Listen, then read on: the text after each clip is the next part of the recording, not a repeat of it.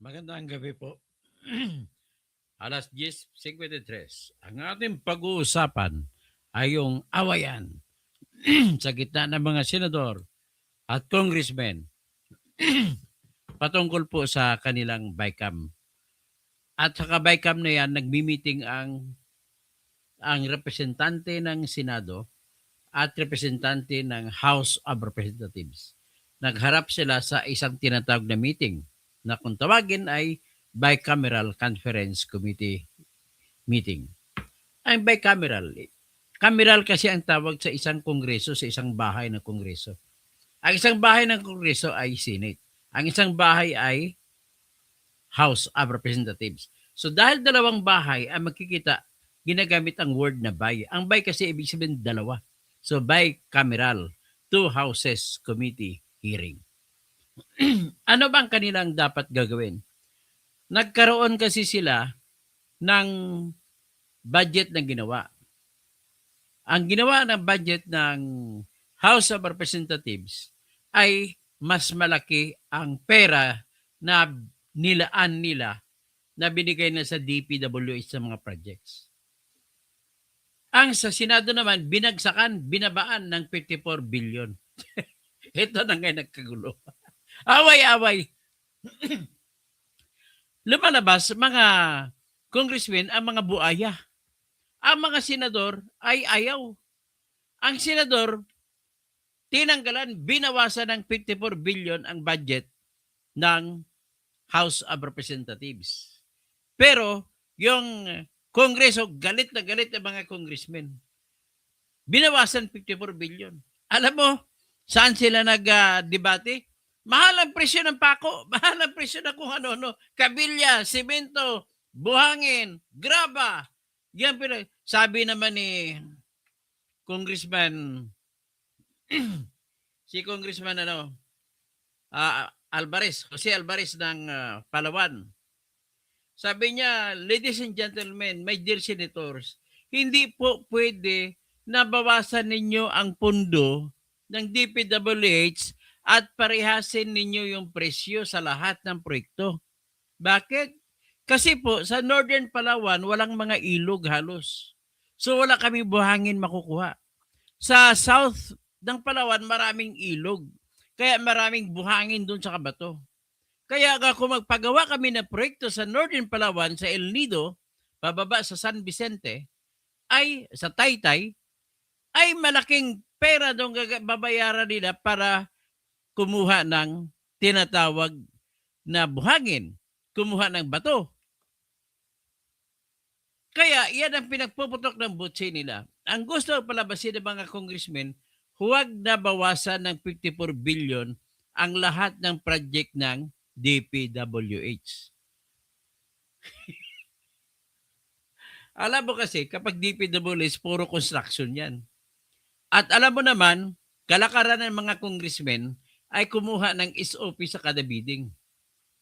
Ngayon, kung binawasan ng Senado, 54 billion, hindi na sila kikita na malaki. Kaya yan ang iniiyak ng mga congressmen dito.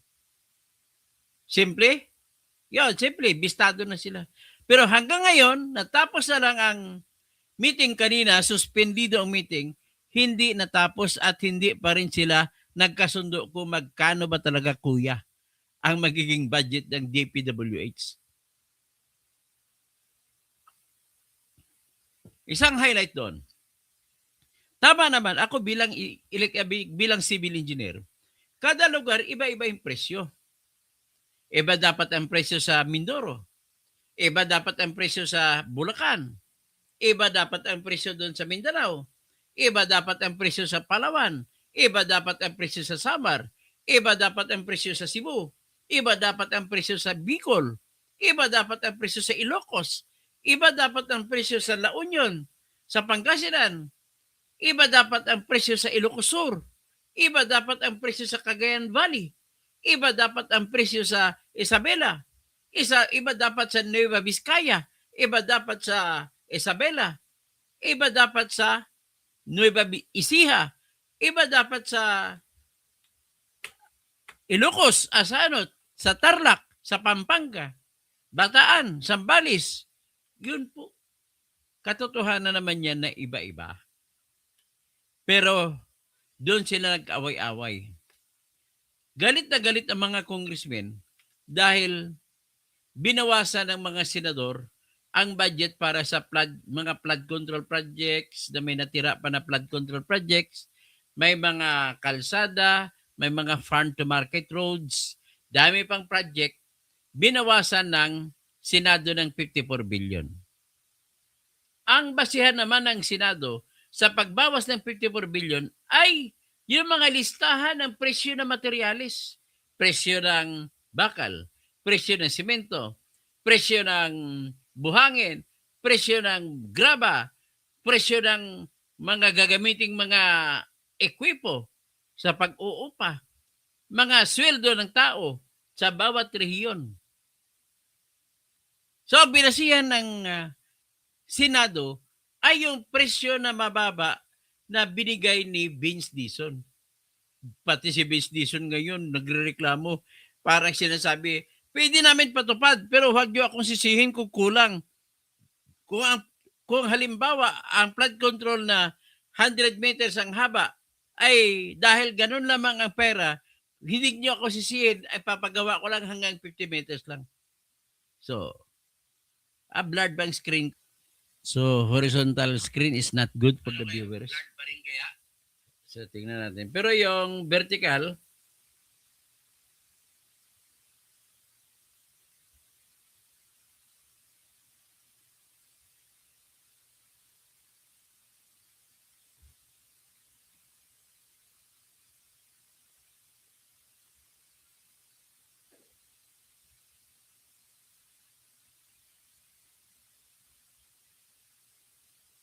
ano? Okay ba yung vertical? Sa tingin ko okay na, no? Yung horizontal. Medyo okay na. O sige, ulitin ko lang. Vertical, sa tingin ko okay na, no? Ang awayan sa gitna ng mga senador at congressmen sa bicameral conference committee hearing nila kanina ay sa gitna ng magkano ba talaga ang budget ibibigay sa DPWH. Brother Dennis Causing. Ayun ang awayan nila. Maganda nga ngayon ito live stream eh. Nakikita natin eh. Kasi kung hindi ito live stream, nagsingitan na lang ito. So, ngayon, ito yung issue kanina na hindi natapos. Yung ibang issue natapos nila, yung health, discuss natin yung maipip, i-discuss natin balang araw, pero natapos na nila yung ibang mga probeso na nagkaiba-iba sila. Itong mahirap. Itong matindi.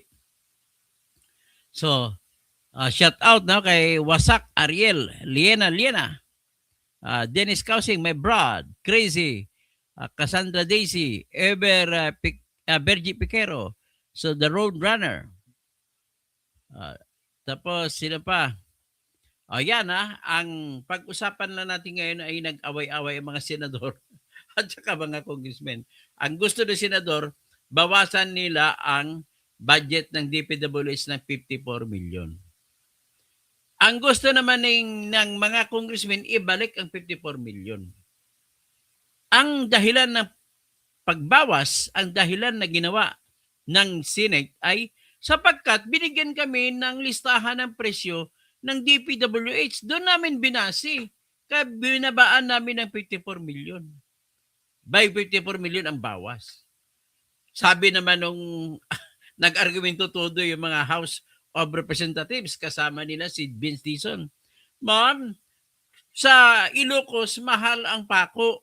sa Visayas, mas mahal ang pako. Sa Mindanao, mas mahal kasi malayo sa paggawaan ng pako.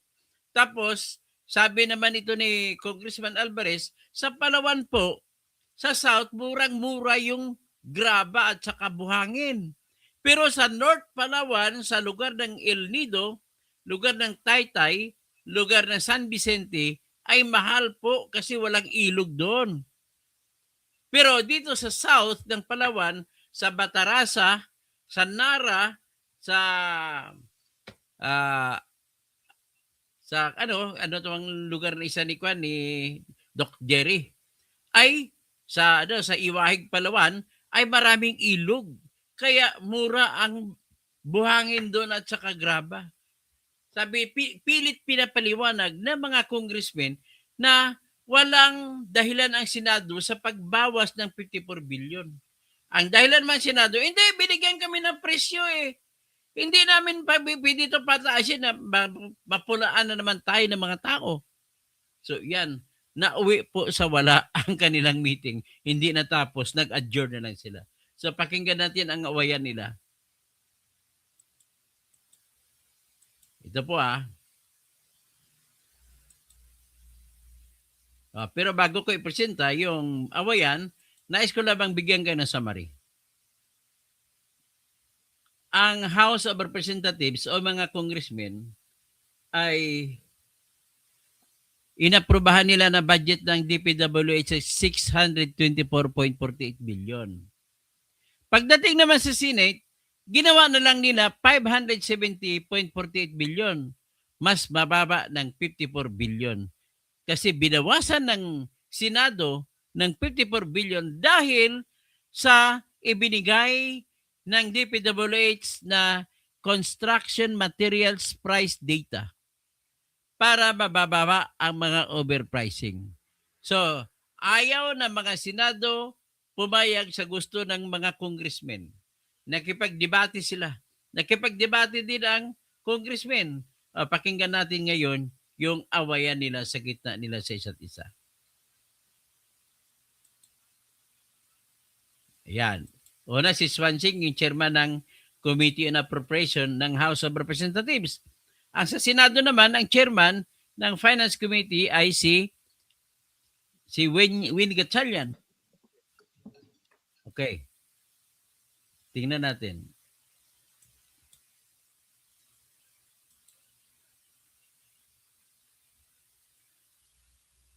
Dali Ito si, maganda pakinggan dito si Kwan eh.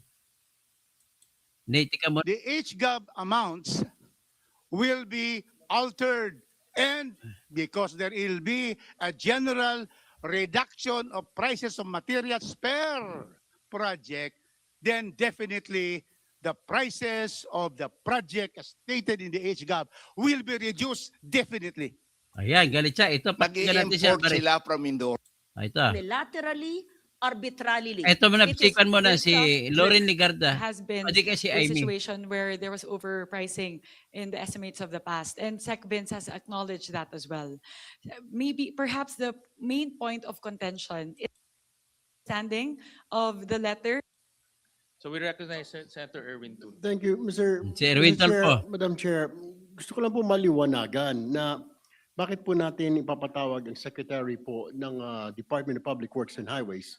And when in fact this is a bicameral conference committee, conference po between the lower house and the upper chamber, di po ba ng Congress and the Senate. Wala naman po nakalagay dito na kasama po ang executive. Ang tanong ko po kasi, we have given them ample time, Madam Chair, to the opportunity to explain during the committee hearings. Committee hearing po sa Congress, committee hearing po namin dito sa Senate, ganun din po sa plenary debate sa Congress, plenary debate dito sa Senate. Para maintindihan ninyong ibig sabihin ni Erwin Tulfo, bakit natin ipapatawag pa si Vince Dizon na Secretary ng DPWH? Na nag-hearing naman kayo, andun naman si Vince Dizon, nag-hearing din naman kami sa Senado, andun din si Vince Dizon. Ano pa ba? Porke ba't ipatawag pa natin? Para maintindihan ninyo, itong House of Representatives o mga congressmen ay gusto nila ipatawag si Vince Dizon para suportahan sila sa kanilang gusto mangyari na ibalik yung 54 billion na tinanggal ng Senado sa budget ng DPWH. So, patuloy tayo. Ko lamang, Madam Chair, Mr. Chair, is that we might be creating a precedent na baka hindi na po tayo matapos na tuwing pag meron po tayong pagdidiskusyonan. Anyway, diretso tayo. Sa DPWH. Dito naman tayo kay Madam Let us Lorraine. listen. We will not agree. Ito na. Very Ang kumontra si Kwan, kumontra si Ropos Rodriguez ng Cagayan de Let Oro. us listen. We will not agree. Opportunity to explain during the conference po, Chair, Mr. Chair. It's important that we put things in the proper perspective. Hindi po Senado ang nagtakda Ng ng presyo. presyo. Ah, Lahat po si Vince Dizon. ng nakalap naming impormasyon ay ayon sa Department of Public Works and Highways. Oh, yan, That's very clear. We did not measure roads. We did not weigh sand and gravel. Hiniling po namin, ayon sa aming mga hearing at plenary session, ang impormasyon sa Department of Public Works and Highways. Example, Oh, yan. Presyo. tayo po ay nagsisiyasat ng CMPD. Siguro, Ano CMPD? Construction Materials Price Data. Oh, sinabi na Senado, real talk tayo kung magkano lang presyo. Bakit mataasan nyo ang project cost? nahati sa kwartong to, o baka iiba, hindi alam yung CMPD. That's the cost materials price data. Para malaman natin, magkano ba ang asfalto, ang hot mix per metric ton? Sa previous cost, yung nakaraang cost, dahil sinabi sa mga Blue Ribbon hearing, sinabi sa maraming mga hearing, galing na rin sa executive, hindi sa Senado. 13,863.85. Ito po ay galing sa DPWH. Tapos, nagbigay po, nagsumite ang executive, ang DPWH sa chair. Pati kay Senator Lacson, na Blue Ribbon Chair, updated cost 6,961.32. I-add po nyo yan ay kalahati. Isa lang po yung asphalt mix, steel sheet pile, U-type per kilogram, 62 Yan ha. Hindi to mga engineer, pero mga principal ng mga engineer sa pag-estimate, nakukuha na nila, may mga nagturo sa kanila. 07, cost dati. Pag sinabing cost dati, yun daw ang ginagamit ng DPWH dati. Pero yung Matataas yung dating presyo. updated cost, ayon din sa DPWH ngayon, 39.89. Di halos kalahati, 2/3. Marami pa po, hindi naman tayo magko-construct ng bagong PICC. In historical knowledge and in history, hindi po Senado ang nagtalaga ng presyo ng sand and gravel at ng semento. Ito po ay galing Sa DPWH. sa DPWH. So, in all fairness to the chair and to the leadership of the Senate whom we met today, Senate President Soto advised us to speak for and in behalf of the Senate leadership that we, based on our knowledge, and that is our job as national officials to get information from the executive. Hindi naman po kami nagising at sabi namin gusto namin, ibaba ang presyo. Siyempre gusto natin. But this is data-driven. Ayan, si Amy Marcos naman. Dizon, that was quite a few months ago, during which period, nakailang beses siyang humarap sa Senado, paulit-ulit po ang tanong namin kung talagang sapat itong budget na nilaan. I quote verbatim, September 18, the Department of Public Works and Highways slashes 255 billion worth of locally funded flood control projects from the 2026 budget. And may I quote verbatim, we are revising the agency's budget. Nanggaling sa kanila po. We have removed complicated projects, overlapping projects that are still receiving funding or that have been allocated funding for 2026. Verbatim po, siya nagsabi niyan. Hindi kami nag-imbento niyan. Ngayon, sabi niya, na re-review na raw nila yung initial proposal, nagtanggal sila ng 55.53 billion worth of duplicate or complicated projects or completed overlapping projects. Ang ibig ba sabihin, i-restore yung mga duplicated, completed, and overlapping projects? Doon ako nagtataka. At ano ang garantiya natin na sa loob ng 2 buwan na naman, after 2 months, he may change his mind again, as he has apparently yesterday. So from September 18, kahapon, December, nako, baka naman sa Pebrero, iba na naman ang usapan. Kasi si Vince Dizon, dinidiktahan ng kapatid mo ni BBM na pataasin ang project cost ng bawat project para kumita sila. Yan ang katotohanan dyan, Day. Pakinggan natin si Alvarez, yung congressman sa Palawan. Marcos. Ngunit bigyan ko lang ng example na hindi mo ma-apply ito sa lahat ng project, Ayan. sweeping po. Yan sinasabi niya, mahal daw sa North, mura sa South. Na halimbawa MBUC, yung asphalt overlay, Mr. Chair. Sa Northern Palawan, ang presyo ng aggregates at saka graba, saka yung buhangin, 1,000 because we have 26 rivers. Napakaraming buhangin doon. Ngunit sa norte, wala ho masyadong ilog.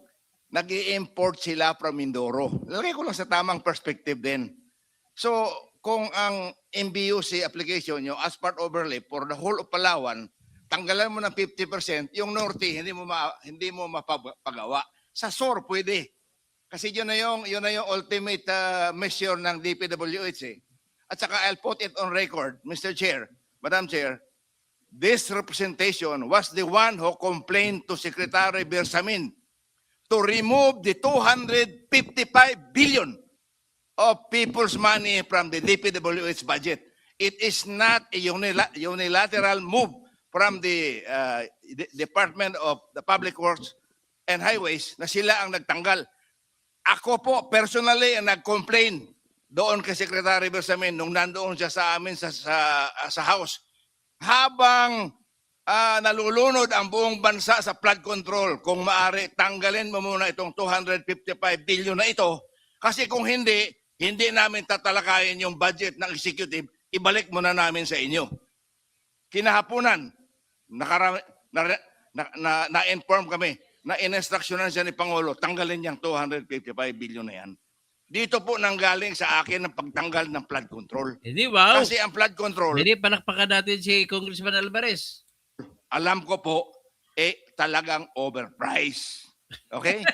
So ang flood control, pwede mong apply yung overpriced provision.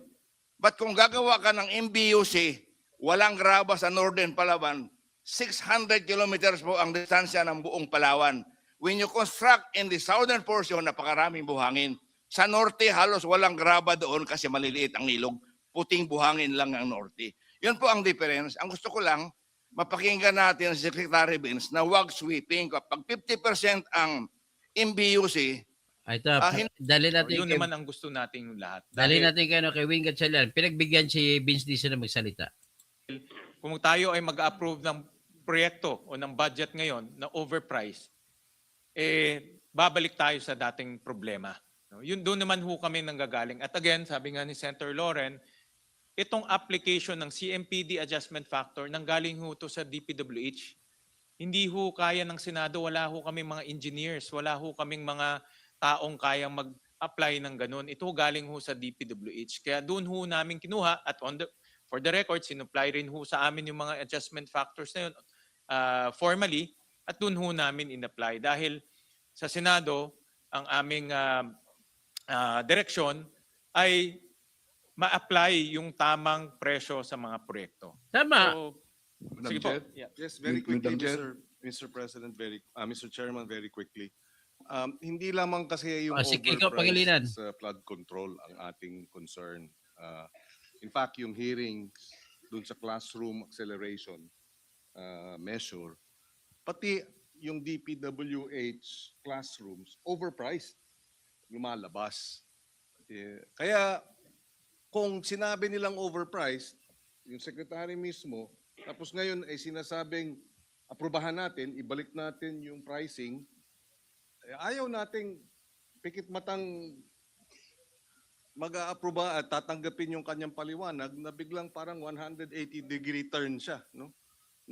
Ito. Mr. Chair, Madam Chair, we may camera ba? Okay.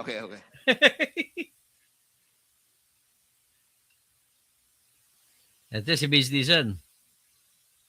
Yes. So, tama po ang Saan? Pakinggan niyo kung para saan siya.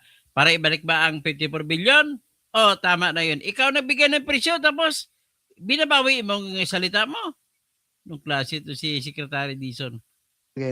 na ginagamit sa pagpapagawa ng ating mga kalye, mga tulay, mga classroom, at iba pa.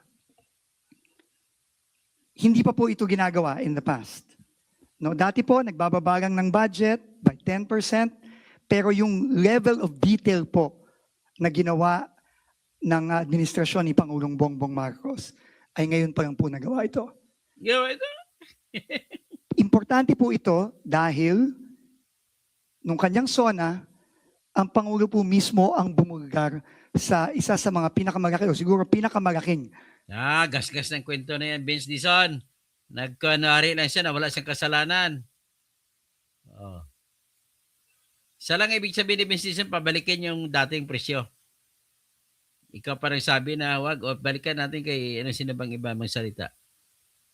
Pakinggan natin ito si Albert Garcia.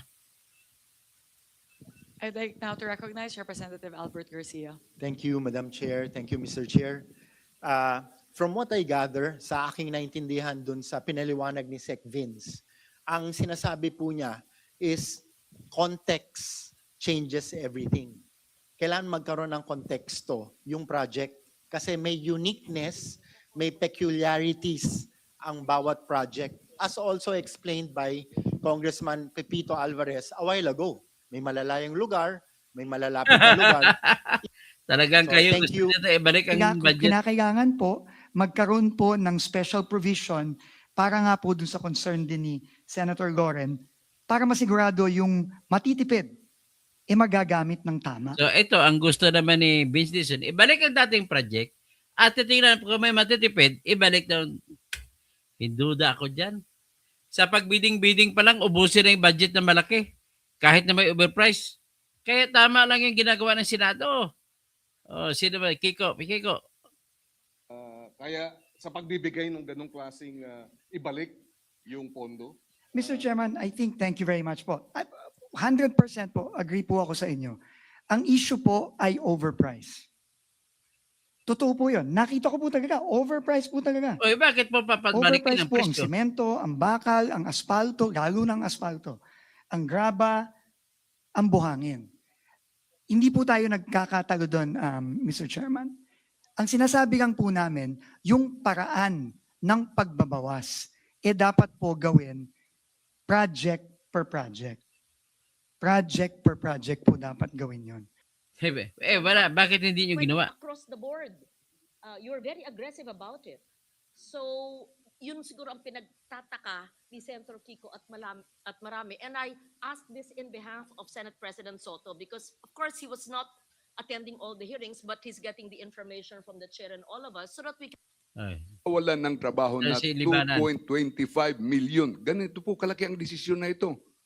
Maliban lang sa mahihirap na umaasa ng trabaho, ang ekonomiya, ang production ng construction materials, maraming maapektuhan. Kaya Ang maganda na yan. argumento naman nila ng mga congressmen, dagdag pa ito sa sinasabi ni Nonoy Libanan, na congressman sa Samar, ay sinasabi niya, maraming tao na mga nagtatrabaho sa construction, ang mawawala ng trabaho, umaasa doon. Pinipilit na talaga gusto ninyo, ha? Oh. Ito naman si Alvarez, balik natin kay Alvarez. Ganon din sa mga steel materials. Ganon din sa simento, wala po kaming cement plant sa Palawan. Since may guideline na ang DPWH, let them create the surplus or the savings and let them return the savings kung hindi niya magamit, return to Treasury. Yan po ang suggestion ko. And let us not cut the budget right. So ang gusto mangyari, wag na lang, ibalik na lang yung 34 billion na kinanggal at ano na lang daw, anong sabi na? Ay, nako. Here now para ma-implement lahat ang project and let him commit to return. Kasi your Ano mo i-return? Congressman Alvarez, kung ang kontraktor ay nagbidding na gano'n, hindi niya ibabalik yan. Ibibid nila sa mataas na ano. Siyempre, naghingi din kayong congressman sa mga kontraktor. Ang bottom line dyan talaga, congressman, gusto nyo ibalik ang pondo na overpriced kasi para makahingi kayo ng SOP. Gano'n lang yan kasimple. O, si Loren, tingnan natin si Loren. humihingi kayo in your own words motion for reconsideration na nagkamali, reconsider, or ibang pamamaraan hindi na sa batas pero sa implementasyon. So I just wanted it clear in all fairness to the chair and the LBRMO, hindi po kami ang Senado ang sumite ng numbers galing po sa DPW. Ganon yung natin pabalik-balik ng ang taong isyu. bayan eh. No, it is not about the data. It is about how the data was used and applied. So, yun lang. I'm like, anong klase to? Palitan nga kita, ako na lang mag-DPWH secretary dyan. Committee of possible implications of the Senate version and tell you about our safeguards that we have implemented. Wala na yung safeguards Talagang- sa yan kapag nag-bidding-bidding na. Hindi na ma-implement ang safeguards. Tandaan mo yan. Pag mag-bidding-bidding, siyempre ayaw ng bidder na manalo na papalitan mo yung presyo. Ito si Mangyari. Albert Garcia. Thank you, Mr. Chair. Thank you, Madam Chair. Recognize Just very Senator quickly. Just very quickly, Secretary Dizon, since you yourself have mentioned na mayroong mga hindi kayo napagkakatiwala ang mga district engineer or regional, pati ba RD? Halimbawa, moving forward, I'm just curious, have you effected a reshuffling of the district and regional, the RDs? Action on all appropriations, we have given, and we thank you, we have given 90 billion of the 255.5 billion to the Department of Health. We have given 56 billion to the Department of Education, and we have given out of the 255 billion, removed the flood control budget, we gave 53 billion to the Department of Agriculture. Do you know that? Yes, I am aware, Mr. Chairman. Thank you. So it's clear that there can be no restoration of flood control nor completed projects that were still listed in the old NEP that was submitted. Is that correct? That is also correct, and I want to also thank Senator Win Gatchalian. The Sige. HGAB amounts will be altered, and because there will be a general reduction of prices of materials per project, then definitely the prices of the project as stated in the HGAB will be reduced definitely. That's correct, Mr. Chairman. So, Madam Chair, Mr. Chairman, from the testimony of our resource persons, it is very clear that everybody here is in good faith in trying to come out with the starting figure, but Wala. Hindi, walang good ito pitch po sa ay inyo. report. Sa No congressmen, mga hindi procurement good pitch. shall commence without the certification from the head of office. Wala rin yan. Yan itong nakaraang third and time. And not only is it important for the access of the locals, but there's also work opportunities that are given. And I have, as chairman of the Senate Committee on Sustainable Development Goals, Innovation, Futures Thinking, binanggit ko na, well, binanggit ko yung ibang SDG, pero babanggitin ko ngayon, SDG 8 is decent work. And construction work is decent work. So we have to support that, no? Yung trabaho para sa mga kababayan natin. I don't know because I tried to look it up on my own and I couldn't find an answer to this question. So I will ask you, Mr. Secretary, can you give me a ratio of construction workers to the price of a construction project? And I know the answer to that will vary on the project. Mas komplikado siguro yung bridge na tumatawid sa dagat compared sa kalye. So if that's technical, I'll just give examples and then you can just correct me with the actual numbers, no? So I can continue speaking. So again, I don't think there's an exact ratio because it depends on the project. But for example, if we said that there is 10 construction, Mahirap yan. so that yung work ko personally, buuin, sino ba naman may gustong mabitin? For example, will vouch for this. kahit po ako, hindi nagtitiwala. Kaya po nagpalabas po ako ng department order nitong nakaraang linggo lang para siguraduhin na talagang ibababa ang presyo sa bawat proyekto ng bawat regional director at district engineer.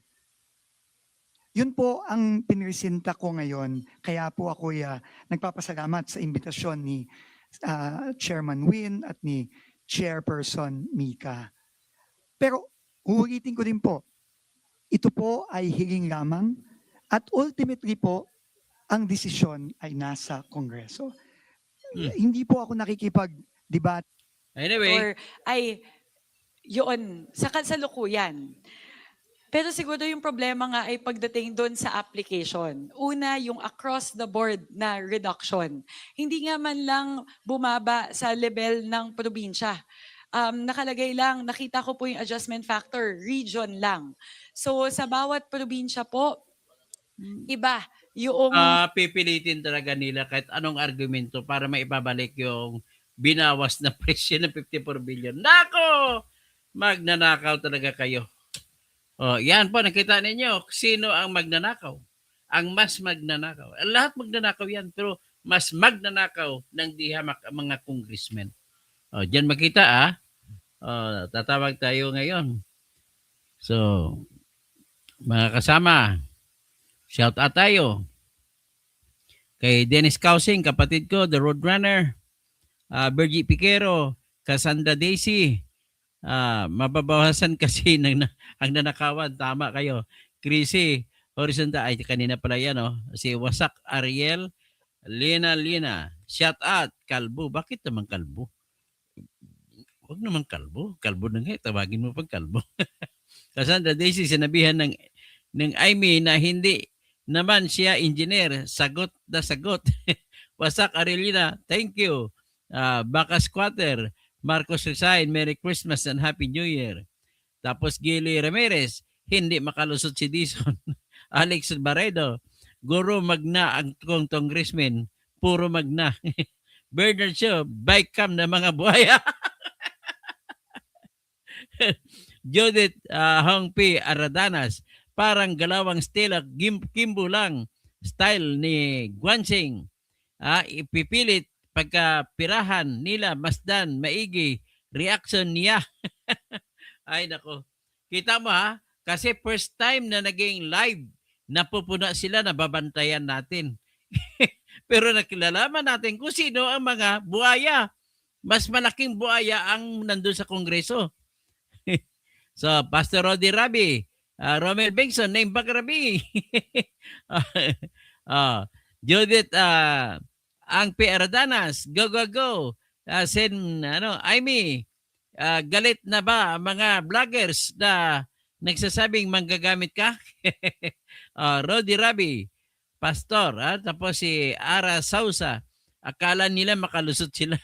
Romel Bengson, kaya todo suporta mga buwaya sa Crocodile Team, Crocodile Farm kay GR para pirmahan ang budget. Naku, marami na sana pupunta mga budget para kay Sandro kung hindi to naging live stream. Ni Rabske, tapos na ninakaw ang 1.2 trillion ngayon na ayusin kasi happy all na lahat. Si John Akut, fuck yourself Dizon, why do you keep protecting PBBM? Gamura, puro salita si Dizon, wala sa sarili. Haydencio, ano ba trabaho ng mga ito? Gumawa ng batas o gumawa ng project?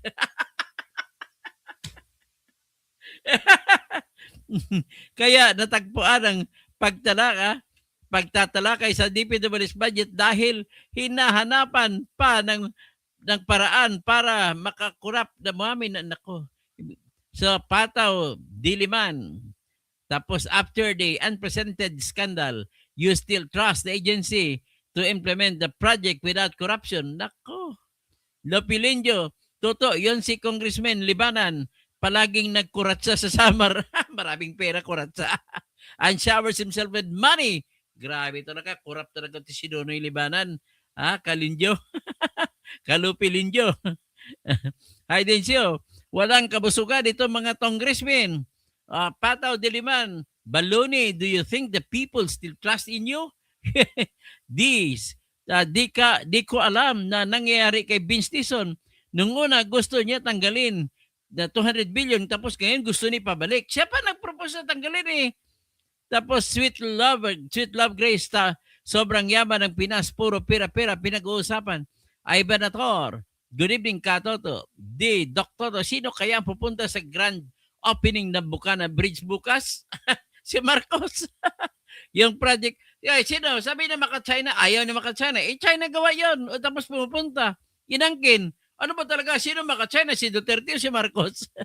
Yung project nawa, gusto nila laguan ng 1 billion budget kasi connected sa flood control. Nako naman talaga. Oh.